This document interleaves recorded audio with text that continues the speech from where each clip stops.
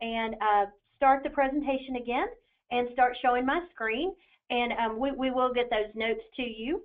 And let me get my presentation started.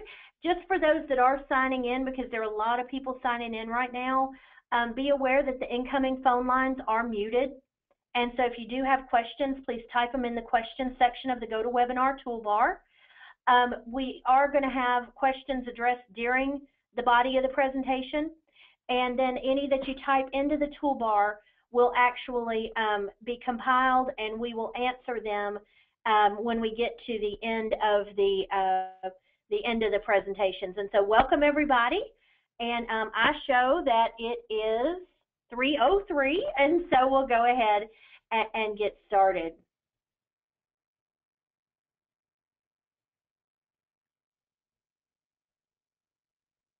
And so our presentation today is on the functional limitation reporting, and welcome, and thanks everybody for coming. Our loose agenda today is that we're going to go over some frequently asked questions. We've been compiling them on our website, certainly talking to a lot of clients, and so we know what at least some of the frequent questions are. Then we'll go back through an overview of the reporting requirements. We've got a case study and then some examples. I know that a lot of questions are in and around what to do in different circumstances, and so we've tried to come up with varying situations and how they should be handled, and then certainly going through the questions in the body that we gathered during the presentation. Okay, so frequently asked questions. We did the top 10. The first one was, why is the functional limitation reporting information not printing on my patient-specific reports? This is a great question, and certainly the most common time I see is that Medicare B was not selected as a payment source. Right now, that information is only surfacing if Medicare B is the payment source. Now, I will certainly say that we have had requests and believe it's a good idea to offer a default option to surface that information for any payer, and we're working on that. But for right now, that's most likely the reason. Another common reason might be that the web-based system is not being used. And if that's the case, what you need to do is talk to your provider relations rep or call into the support service team of Photo, and they can get you transitioned over to the web version. But that's another fairly common reason that you might not be seeing the codes, because they are not going to be added into our installed software version. But the great news is you can get transferred to the web version anytime. It doesn't cost anything, and it's a really great, convenient way to gather the information.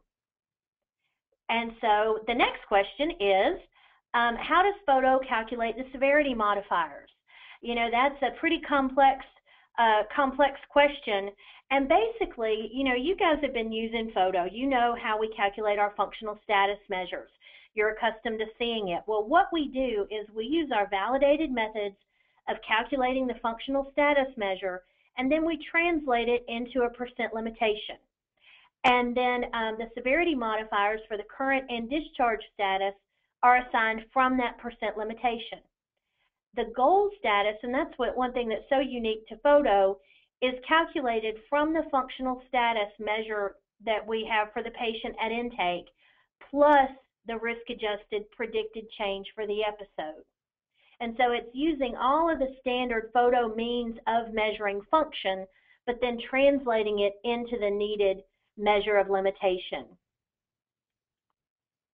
Number 8, why doesn't Photo select the G-code to be reported? And I've laughed and said, you know, I tried to find a way for us to do that more than anybody. But in fact, the rule is just far too clear, and the clinician's judgment is just far too important. That in the end, the decision about the G-code to rate must come from the clinician. Now, we do try to provide you as much information as we can, and I'll show you a little snippet of that.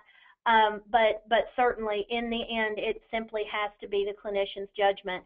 And I've got this in another slide, but one thing that has been asked of me is, do you have to pick the Gcode that had the most questions asked during the photo assessment? And the answer to that is absolutely no. Okay, number 7. Will photo integrate with my EMR? That's a question we hear a lot, even totally outside of the functional limitation reporting. The good news is photo has all of the tools available for EMRs, documentation systems, billing systems, to create a basic or plus level integration. We've got the information out there, it's ready to go. The best way to facilitate an integration is to let your EMR know that you'd like it, or your billing system or documentation system. You know, encourage them to work with photo. We're willing to work with anybody who's willing to work with us, and again, we've got the tools ready to go. Or you can provide us with a contact at your other system, and we'll reach out to them. And so that's a great way to kind of put that in process. Now, with that being said, we do have a number of live integrations out there. And just to make a distinction between the basic level and the plus level, a basic level integration means that we're pulling over demographic information: patient name, ID, language preference, date of birth, gender, and email. The plus level really takes it a step further, and then we're exchanging information in between, meaning that information from the functional limitation reporting can be pulled back into the medical record, that the full patient-specific report can, that the information for the staff discharge can be pulled back. And so just to be clear about those two levels, and you'll see at the basic level we have TheraOffice from Hands-On Technology, Optimus PT, Therapy Source from Source Medical, and Turbo PT. At the plus level we have Redoc and BMS, and that is only their EMR product. Now you'll notice down here at the bottom that there's a place on our website where you can go to look for updates. And so because the list is changing every day, and so it's a place that you can keep in touch with what's going on with any progress with any vendor you're interested in. Number 6, how can the severity modifiers calculated by the photo FS measure be used for any movement G-code? And the key with this is that photo's functional status measures include functional activities from all of the movement G-codes. And when I say movement G-codes, that's just to differentiate from the speech-related G-codes, which we now have some accommodation for, but I want to be clear that we're not saying that the standard photo functional status measure can cover those. Once the assessment is completed and we are able to measure the functional status, we could predict within a 95% confidence interval, so very reliably, how the patient would have answered any question that was available from within that assessment. And the next slide, and it's not that visible, but I did with the handout send a full page of this. What's neat here is this is a concept called functional staging, and we've published on this on all our different functional measures. And so basically what it's showing us in a nutshell, and this is for a hip patient because our case study is a hip patient, all the functional activities that were available for a hip patient. And then our patient is going to be at a functional level of 31. And so the questions that were asked in our assessment have an arrow beside them. And so we can see that there were only a few out of the many questions that were asked. But any of the others, by looking at the color of the response for it at the level of 31, where this red line is, would tell us our prediction of how they would have answered. So if I wanted to know performing heavy activities, even though it wasn't selected for the patient, I can come over here, I can see the color and know that we predict the response would be extreme difficulty. And so that's how we're able to extend beyond the actual questions that were selected from the entire functional status measure for the patient. And certainly that's a concept that is bigger than this presentation, but please know in the research section of our website we have lots and lots of complete articles around this functional staging concept. Okay, number 5. What do I do if my patient self-discharges before visit 10 and the patient had not completed any patient status assessment? In that case, no discharge information is required. Now, if you have not filed the claim for the last treatment, it is optimal to try to have the patient complete a status assessment and submit it as the DC severity modifier. You know, that is, and if you can, but the rule states that if you can gather that information, that they want you to. The email option would be the very best option to try for that. But again, if you're unable to obtain the status assessment, you do not have to submit. Question number 4. What can I do for a patient who is unable to complete the assessment because of a cognitive impairment? And this, we've got kind of a multifaceted answer. If a spouse or caregiver or family member is with them and can respond based on their observation, that's one option. You can stay with the patient-reported outcomes or the standard measure. Another tool that we have, though, is the clinician-driven activities of daily living survey. It will, in the next build, will generate the current discharge and goal severity modifiers for the Gcodes. It can be standalone from the patient-reported outcomes. And so that gives you now a completely separate means of measuring a patient where we have difficulty using our traditional means. Also, though, that you can use that hand in hand with the traditional patient-reported outcomes for greater sensitivity for a more complex patient. But those are two options that you can use.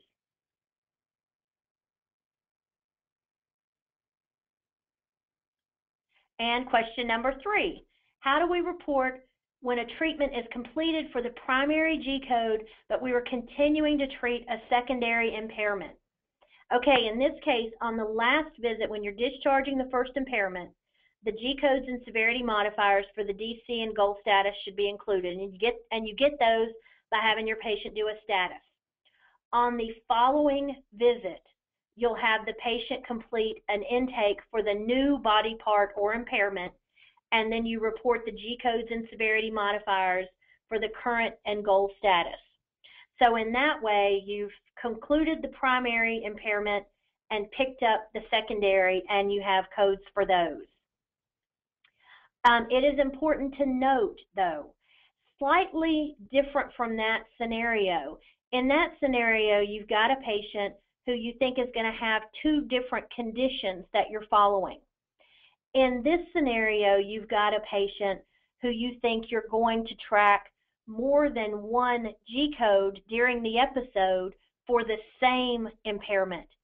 In that case, if you anticipate that you're going to want to track more than one G-code during the episode for the same impairment, it's best to use the PT/OT other G-code.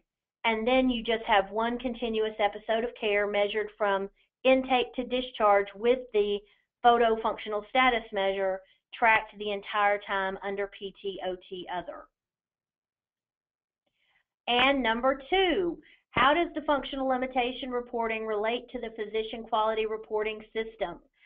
PQRS and the functional limitation reporting are 2 distinct programs with different reporting requirements.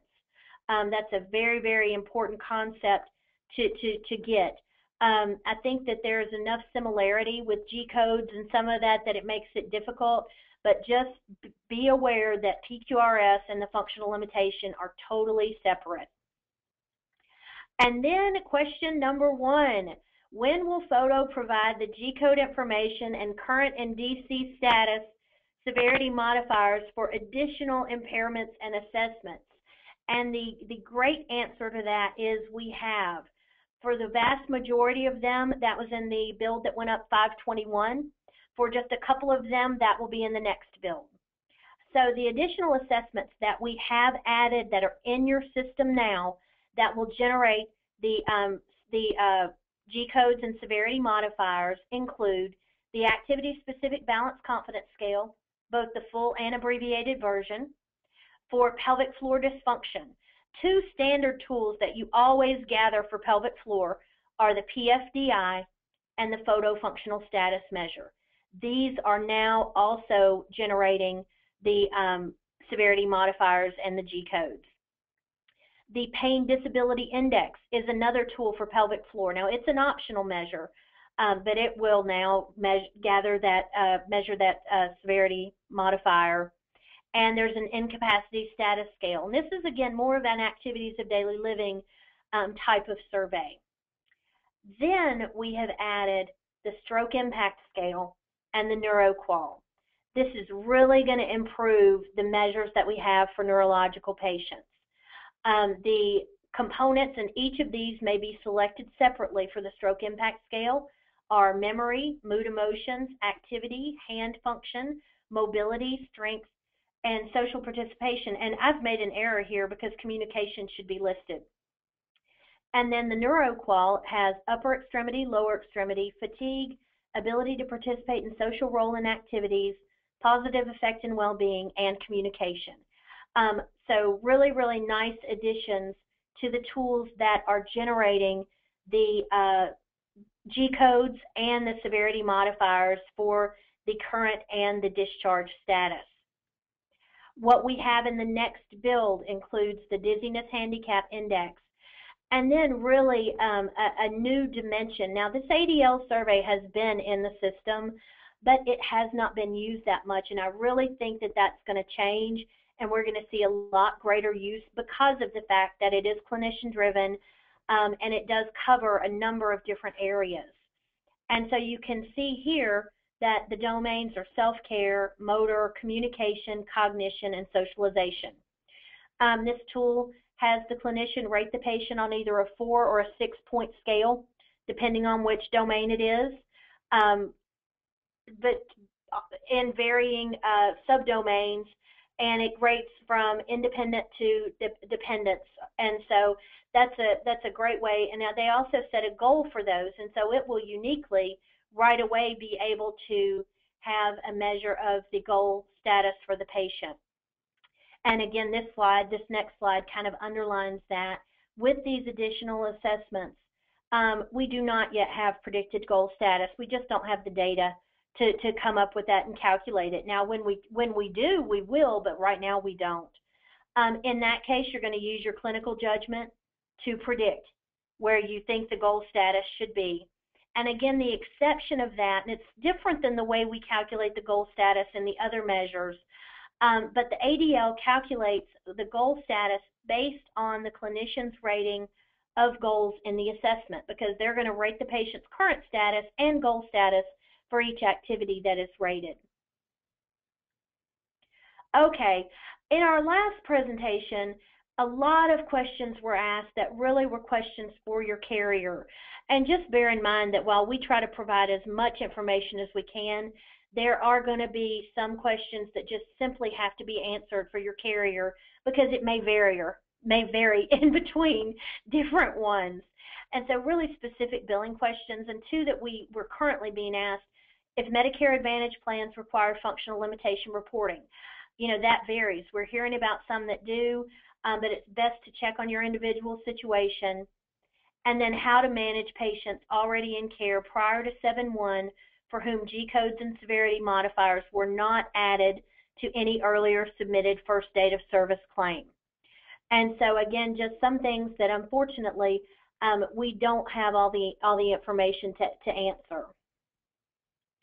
So now that wraps up kind of the FAQ section, we'll get into more of the basic overview. So the reporting flow, there are non-payable G-codes and severity modifiers that will need to be included on claims. That will be at the outset of the therapy episode, every 10th visit at minimum, if a reevaluation is billed, and on the last date of service. Now, what's interesting is about this every 10th visit, if you do so before the 10th visit, your span is still 10 visits until the next one is needed. So if you did gather, for instance, a status on the 6th visit, your next one would not be due until the 16th visit. And on that, you'll do a current or discharge status, depending on whether it's the last visit or not, and always rate a goal status. The G-code selection, we talked a little bit about that, the need for that to be the clinician's judgment. Well, that would be for what is the primary limitation or primary reason for treatment. Again, and I mentioned this before, it is not determined by the number of items asked by the functional status measure from photo. Even one for which 0 were asked can be selected. And if there's more than one functional limitation, the clinician will determine which is primary based on what is the most clinically relevant to a successful outcome, where most change is expected, or the highest priority for the beneficiary. And this gives just a glimpse of the relevant G-code pieces from the photo report. And basically what we did, we took all of the functional activities in all of our assessments and had them crosswalked to the International Classification of Function and Disability. Bottom line there is that's where the G-codes came from. And so you start a really organized clinical decision-making process that's consistent, where you're looking at what activities were selected for the patient, where the patient had a lot of impairment, and what G-code that relates to. So you start thinking through what is that most important category.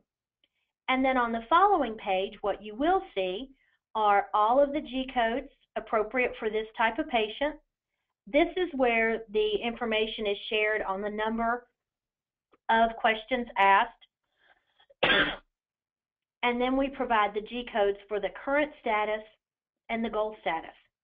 And so for the one selected, we've got an identifier that'll tell when you put the severity modifier of the current status and then the one for the goal status. Okay, so then on to the severity and complexity modifiers.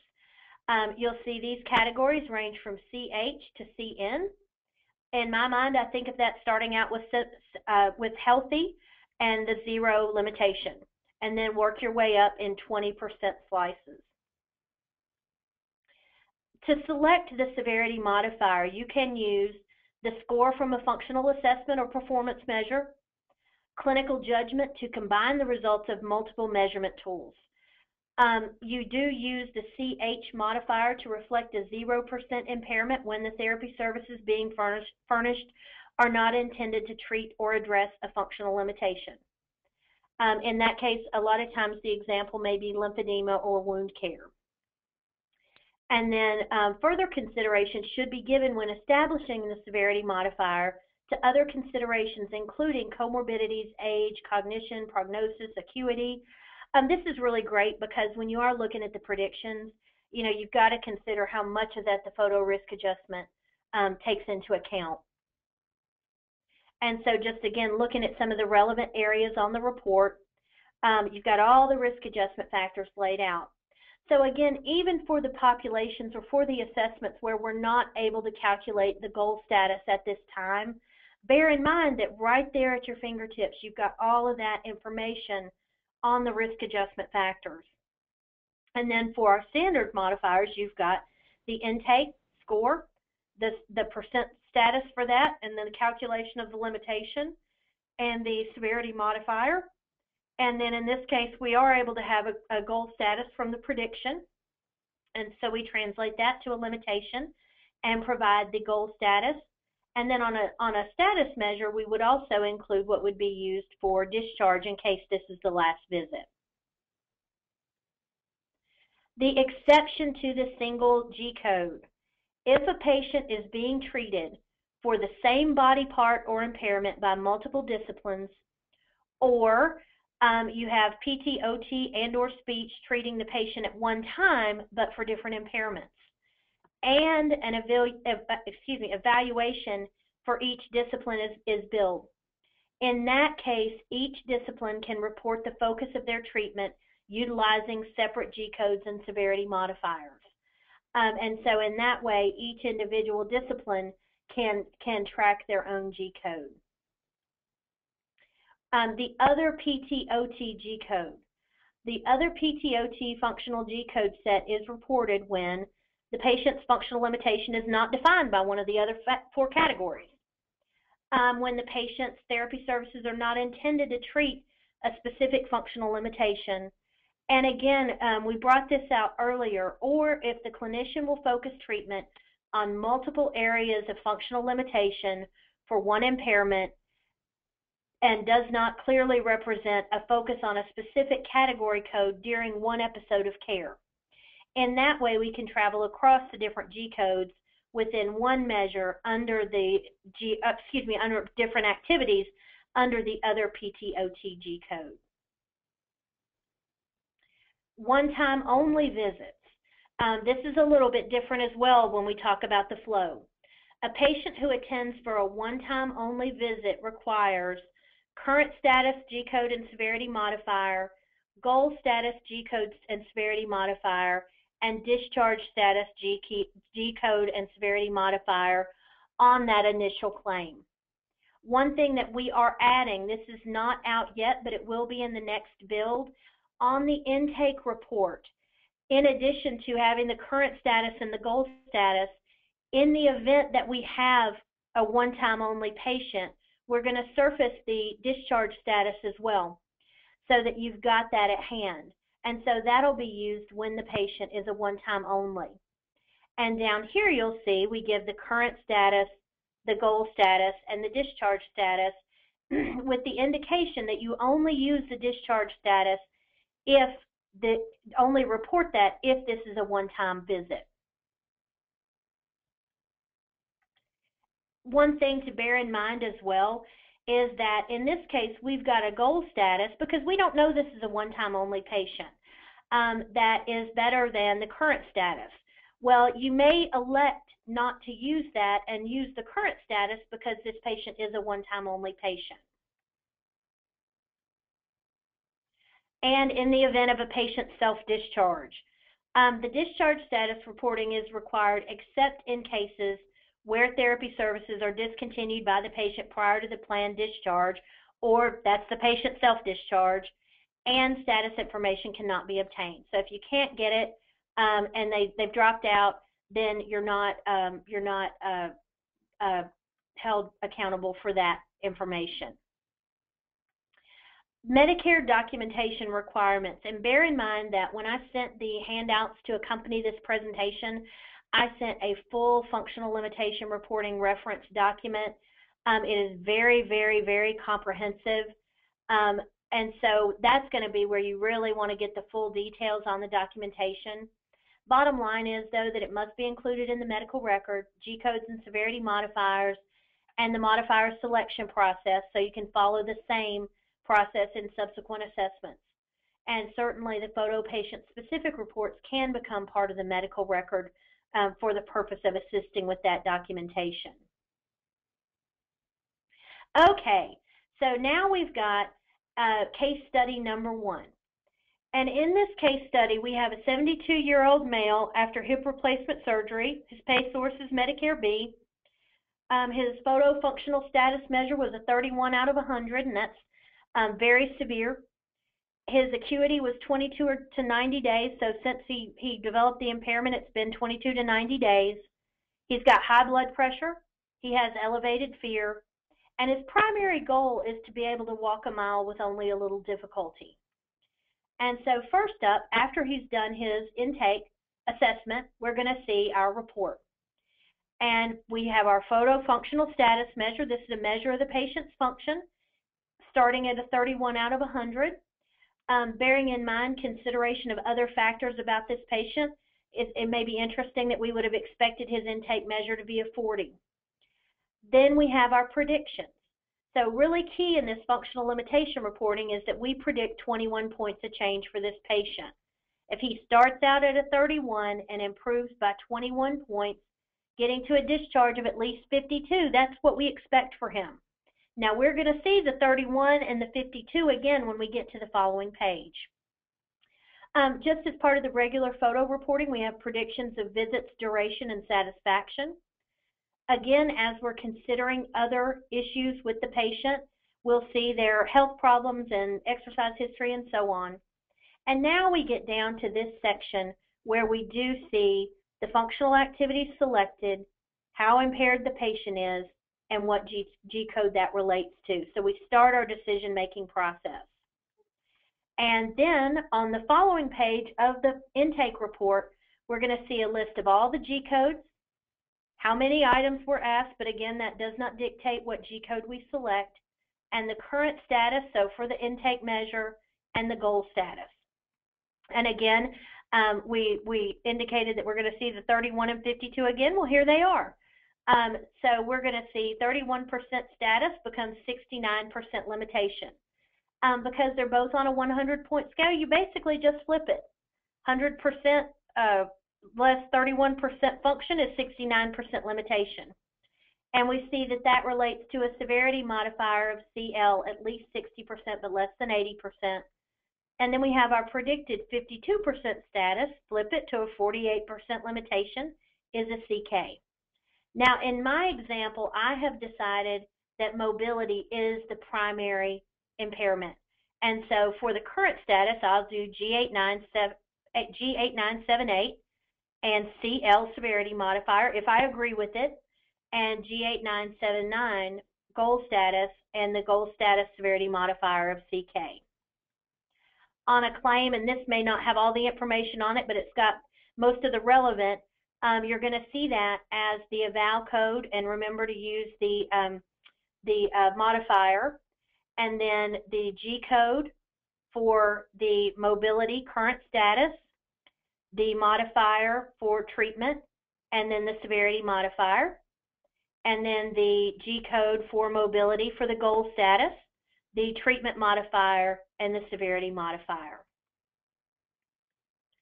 So then when we do a status summary on visit 10, what we're going to see are the usual photo items. We see the patient's functional change, various other activities, all of the items selected at intake and status and the G codes they relate to. And then we have current status and goal status. Because this is visit 10 and not the last visit, we're not going to report the G code on the DC status. And you'll notice that each of these relates via its header down to a severity modifier. So G8978 relates to the one marked current status for CK, and you see the percentages related to that. And the goal status for G8979 is right down here for goal status. And when we come to the claim, we have our eval code, and then we have the G code for the current status for mobility, the treatment modifier, and the severity modifier. Okay. And then we have the goal status G code for mobility, the treatment modifier, and the severity modifier. And when I get to the very last visit, I do my status again, just like any other, all the same information. But now when I get to the second page of that discharge summary, or excuse me, that status summary, I have a discharge G code that indicates that this is the last visit. I have a severity modifier that relates to that, and it says only report if this is a discharge survey. And once again, I update my goal status, and I have a goal status severity modifier. And when I come to the claim, I've got my other codes, my treatment codes, and then I've got the G code for the discharge status, and the treatment modifier and the severity modifier, and then the G code for the goal status, and so on. Now, that, of course, is a fairly cut and dried example. And as we have answered questions and talked to clients and tried to figure out, you know, how to best present this information, it occurred that there are a lot of other situations out there, or there are several other situations out there. So rather simply, I've just gone in and tried to outline some situations that may be unsure or that may be a little different. So number one, we talked about the exception to the single G code being if multiple disciplines are treating the patient, in this case for the same impairment. So in our example, we're going to have a patient who has had a stroke and is being treated by OT, PT, and speech, and they're billing separate evals. Now, in our episode, we have chosen to complete the neurological functional status measure. We have added the stroke impact hand function and the stroke impact communication.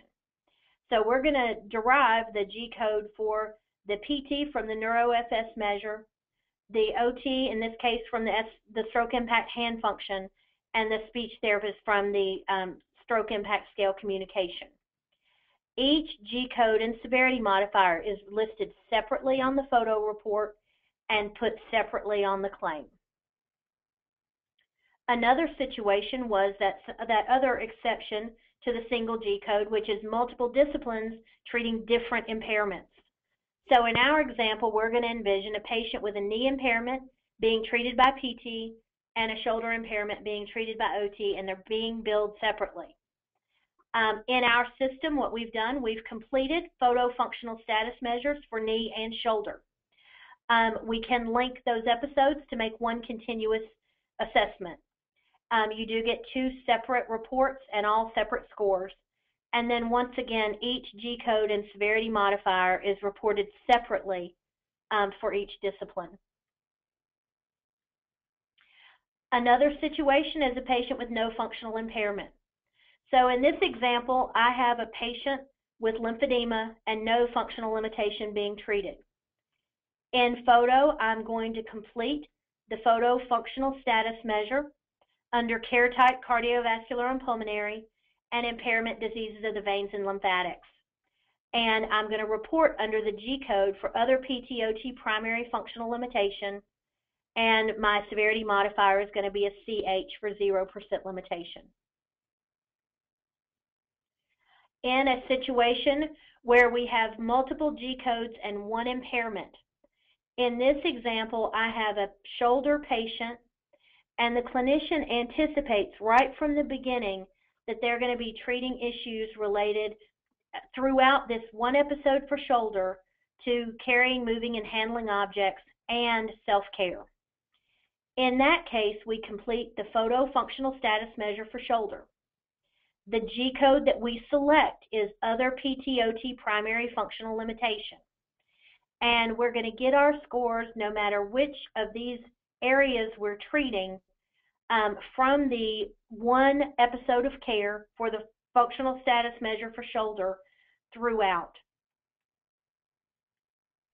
A different situation is a one-time only patient, or this is one-time only patient number 1. This is a patient with a lumbar condition who's only coming in for one visit to get situated with a home program. In this case, we will complete the photo functional status measure intake for lumbar.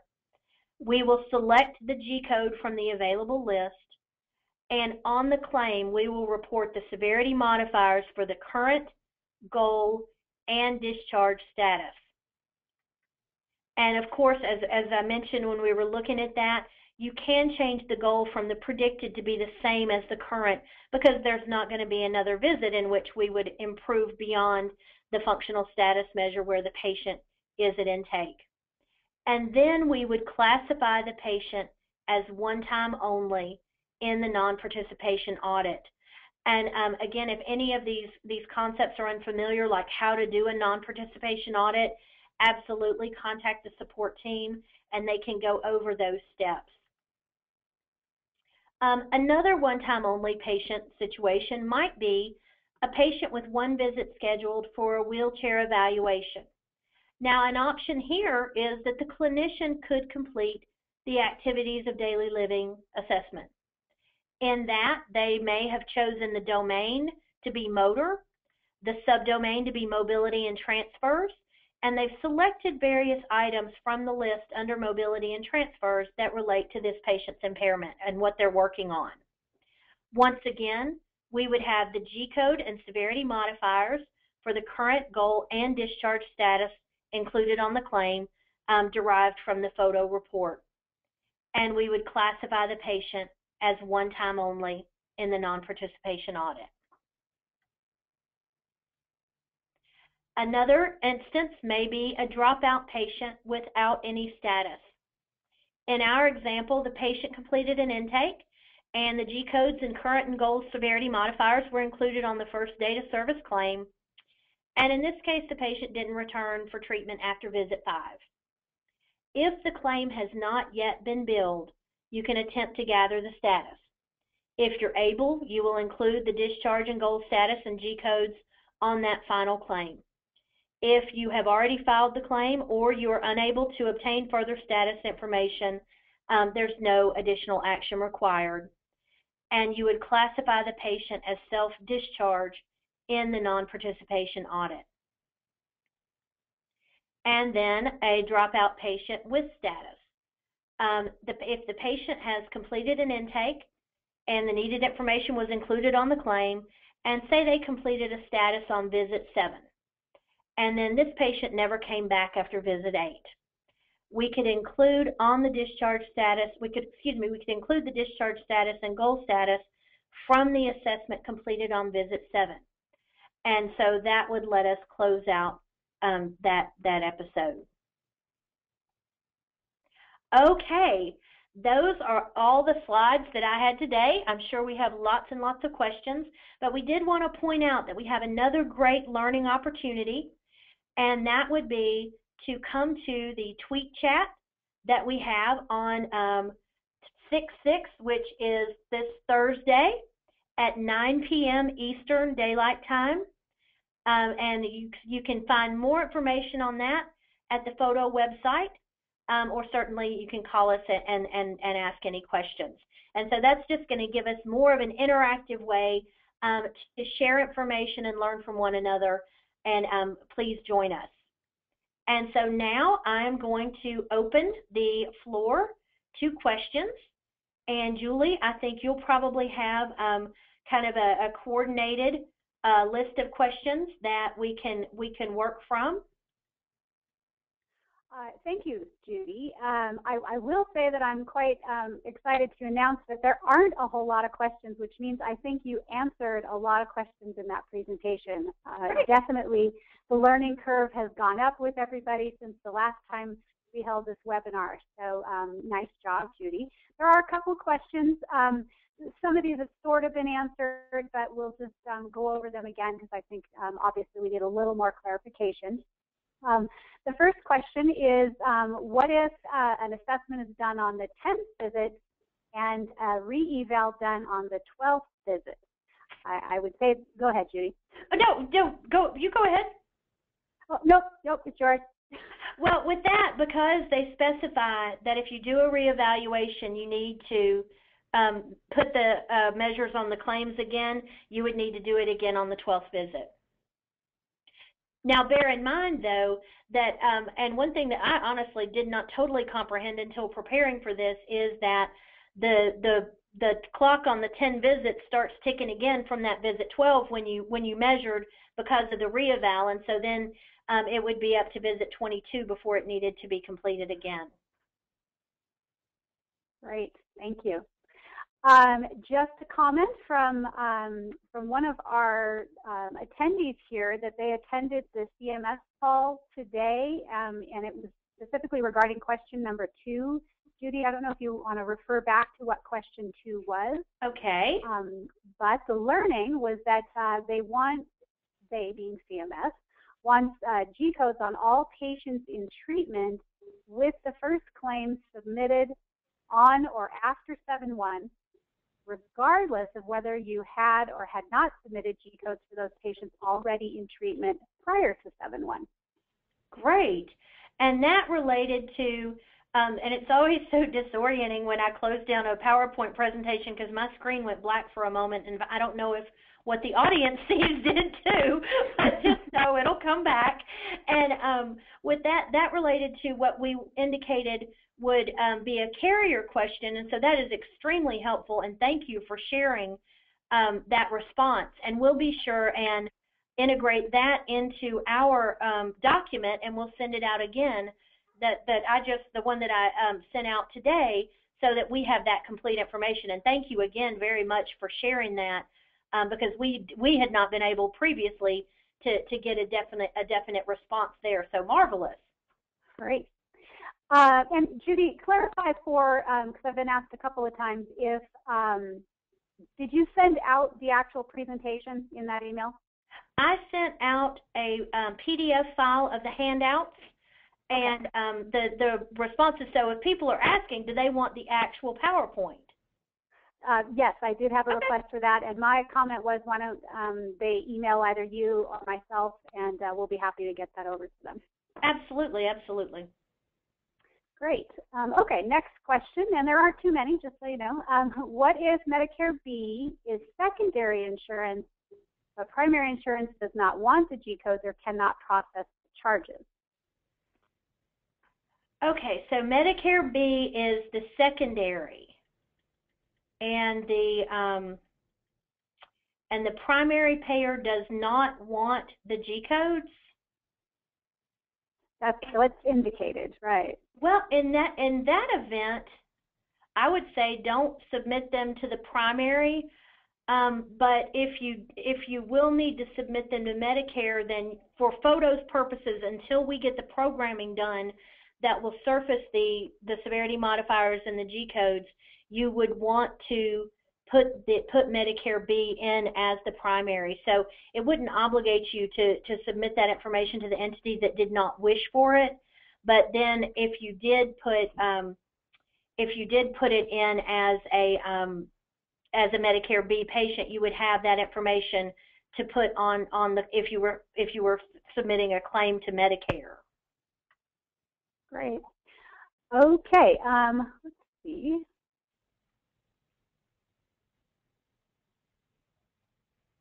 Next question is, what do you do with a Medicare patient with status that returned to the MD, but we did not know to do a DC until a week after their last Medicare bill? How do we report a DC status? So in that model, I think that you are not filing another claim because they were discharged they were discharged after you treated them the last time. And so in that model, you could reach out if you had not filed your last claim. Depending on, a lot of this depends on the timing in which you bill your claims. But if the last claim had not been billed, you could reach out to the patient to try to get a final status. If there was one very close to the last time they were treated, you could utilize that. Or if the last claim had been billed and you are unsuccessful in contacting and getting that status, then you would not have any additional information to turn in. Okay. And that may answer this as well. I understand that if a patient drops out after only one visit and the claim has already gone out when we discover the patient is not returning, how will Medicare know the patient is discharged, and will they penalize us for retracting payment for the claim? They will not. I mean, they recognize very much that self-discharge is a part of the real world. And so in that case, you after that first visit, you've already filed your claim, you've turned in the information that you had. You won't be filing any more claims, which will be an indicator that treatment ceased. And the best thing you can do for your documentation is go into photo and put them in as a non-participating patient under the self-discharge option. And so with that, you will not. Great. Can you briefly explain what a non-participation audit is? I can, and that is something that we may, that is certainly a training item, but when you are setting up or when you have a patient episode, from the episode details screen, you have a choice of classifying the patient as non-participating, and that'll take you to a screen where you can indicate the reason. Now, usually that is one-time only patient self-discharged, but there are a few other patient refused and that kind of thing. And what it does is it takes the patient off of your active patient list. In this circumstance as well, it documents why no additional information was gathered, but most importantly, it removes the patient from your active list without putting them in your outcomes, and it documents the reason why. Thank you. This is a question about a dropout patient with status already billed for the last visit. Can you bill just the G-code? Okay, so a dropout, let me make sure I get this. A dropout patient billed for Just the, I think that that may be one of the ones that you want to talk to your carrier about, because some may accept it and some may not. And so I don't think that we can probably accurately respond to that question. I'm sorry about that. Okay. Next question is, can you elaborate on what kind of documentation is required to support selection of Gcode and modifiers if photo is not used, or if patient did not complete a survey close to the date of service? Well, you know, if you don't use photo, I don't know exactly what steps you would go through. You know, you would certainly need to identify how you calculated the modifier and selected the Gcode. And so with that, I'm afraid I may not be the best person to speak to that. You know, certainly from within the photo system, we think you've got a great means of looking at the responses from the patients tied to the Gcodes, looking at what's most important. But if you're not going to use photo, I would think you would just have to track the steps that your clinical judgment took in determining the Gcode and then the modifier. And there was another part to that, Julie, that I cannot recall. Let's see. Well, if they did not complete a survey close to the date of service. So not only not using photo, but if they didn't capture any survey close to the date of service. Again, in that event, I don't know. I don't know exactly what you would do. Perhaps you could refer to some clinical measures that your judgment could use, since you didn't use patient reported. I don't have a great answer for that. Okay. The next one is, so if we do a survey on visit number 9 and do a eval on number 10, do we do the next survey on visit number 20 or visit number 19? Visit number 20. Okay. Great. We're going to get that one down. Well, again, that was kind of a new piece of information to me when I saw the example. Right. And I think this is just a comment, and maybe we need to elaborate on it, that secondary Medicare requires Gcode. So with that, for now, even if Medicare is secondary, you want to put Medicare B in as your primary pay source so you get the Gcodes. Right. Right. And again, the elaboration is that we do have in our programming agenda to offer the option of surfacing the Gcodes for any payer.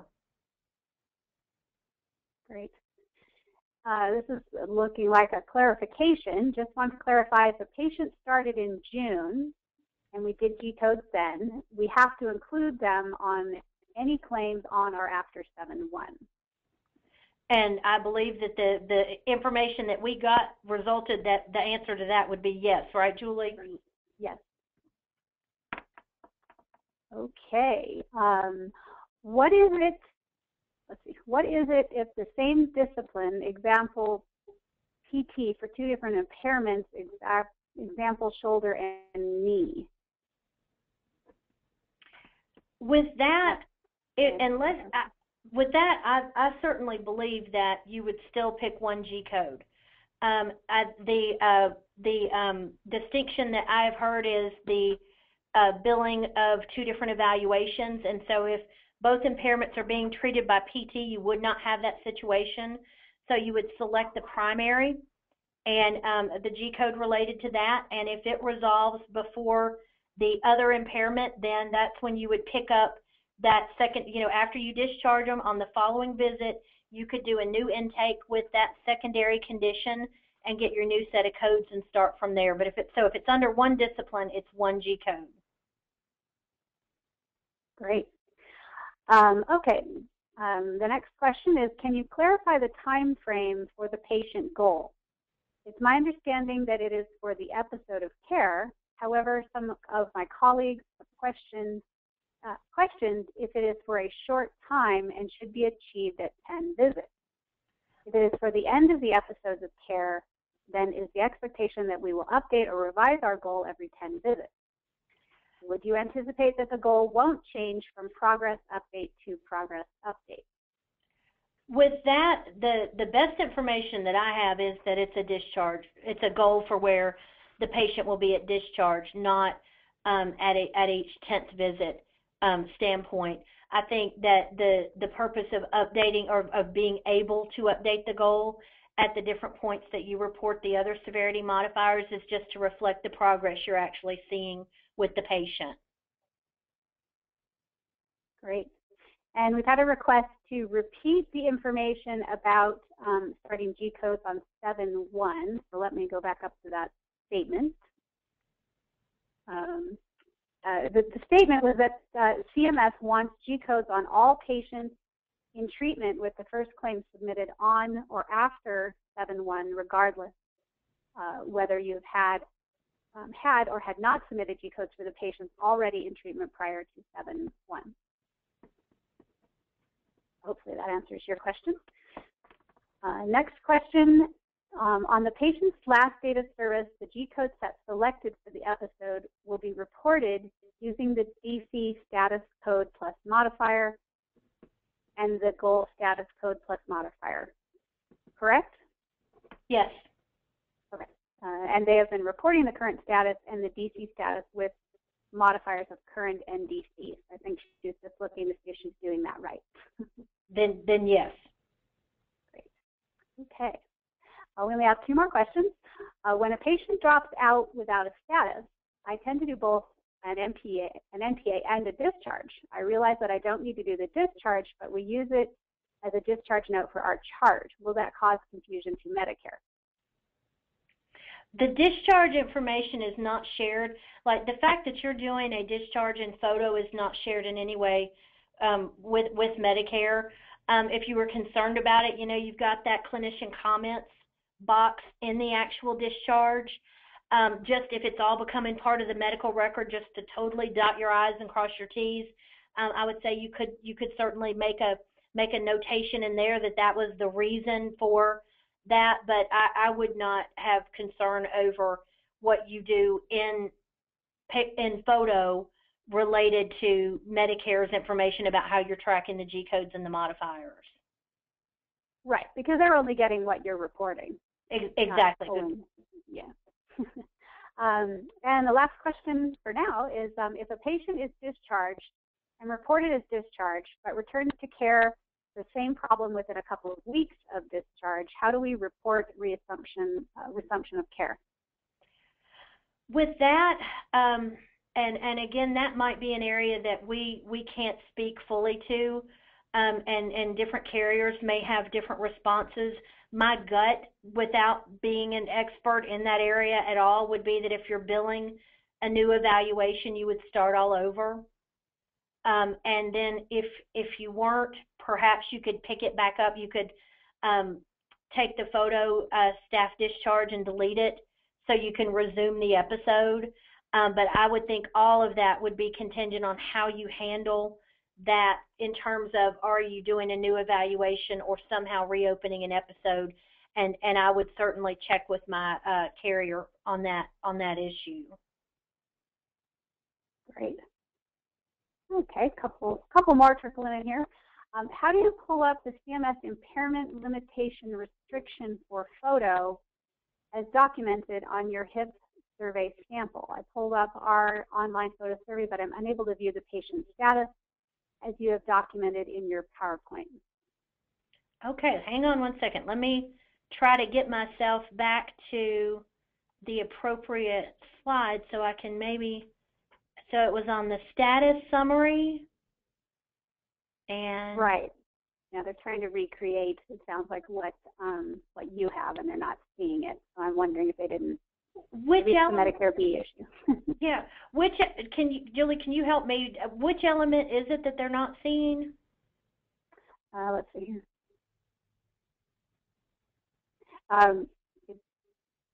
It says the impairment limitation restriction. Impairment. So right in your now, HIP sample. Well, I would, one thing I would say is I would double check immediately if it is a Medicare B payer, Right. because this is surfaced and it's been surfaced.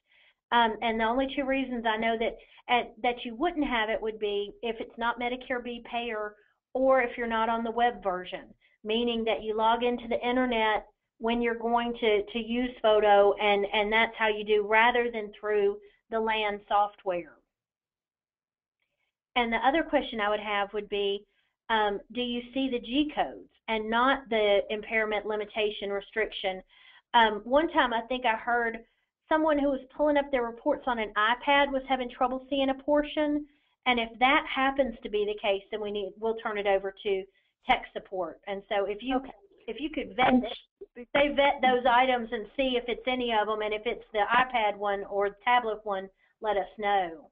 Or if it's not. Right, and she's going to check how her system's set up. So great. She said thank you for that.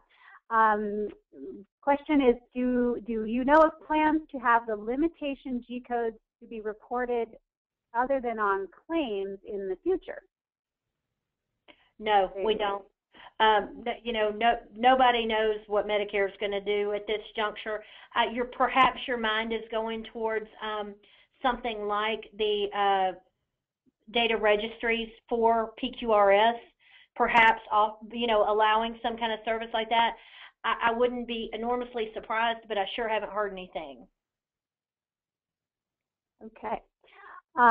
Can you tell us more about what needs to be in daily notes written in regards to G codes?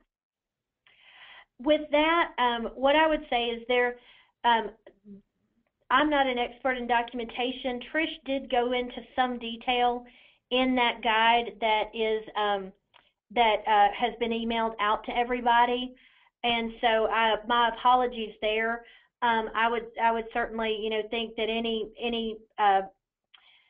items that helped you pick the G code, the fact that you referred to I would certainly say that I looked at the responses the patient had and evaluated where they were most impaired.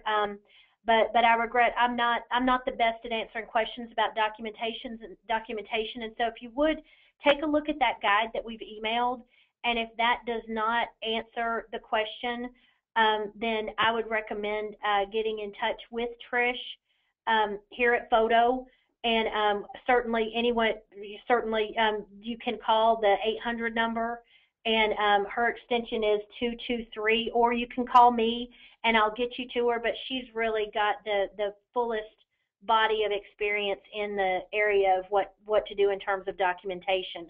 And so my apologies there, but we've got the tools. We just may need to get them in your hands. Great. Okay, one more question about visits. We have a patient that comes in for treatment 1 or 2 times and then doesn't come in again for 4 months. The patient is being treated for the same condition. How is this situation handled?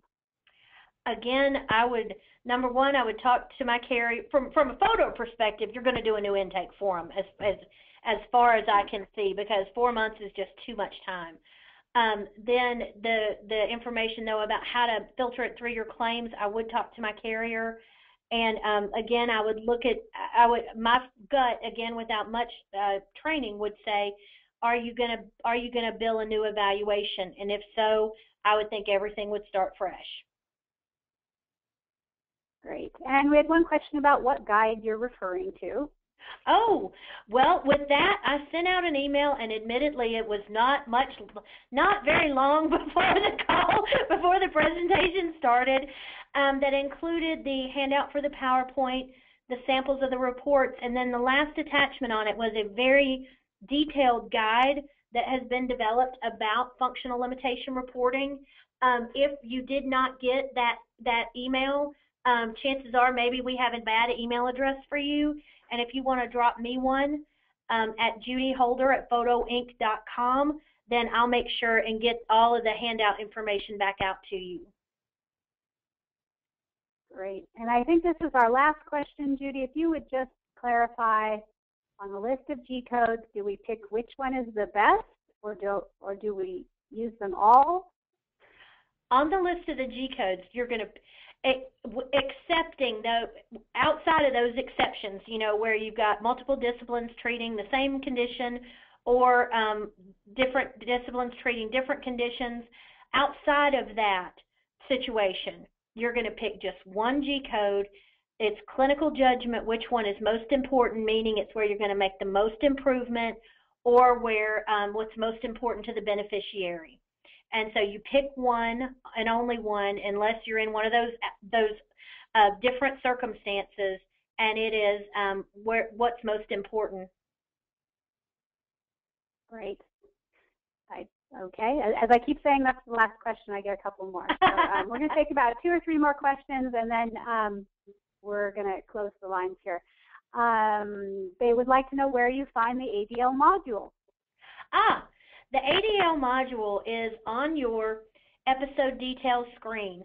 And with that, we're going to be able to, with that, you go into the patient record just like you're about to kick off a patient report measure, and you've got down towards the bottom a choice of ADL, and you'll pick the clinician. Each individual discipline can go in separately. I'd love some feedback. If I may plan a training session that would be about using the ADL. I think that would probably be really valuable. And so drop me an email if anybody is interested in participating in that kind of thing, because then we can really dig our hands into the section. But look on your episode details screen, and you should see an area for ADL where you pick the clinician and kick off the survey, and then you'll see the domains, and it'll kind of carry you through. Great. Give it another minute here, but I think that might be it, Judy. Well, this has been so much fun. Thanks, everybody, for coming.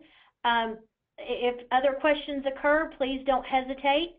Otherwise, we're going to continue learning more. We're going to continue refining what we've got as we get feedback from our clients and as we learn more about the regulations and the requirements. And so thanks, everybody, for being a part of all this. And thank you, Julie, for moderating. And I just hope everybody has a great day. Thank you, Judy. Talk to you soon. Bye.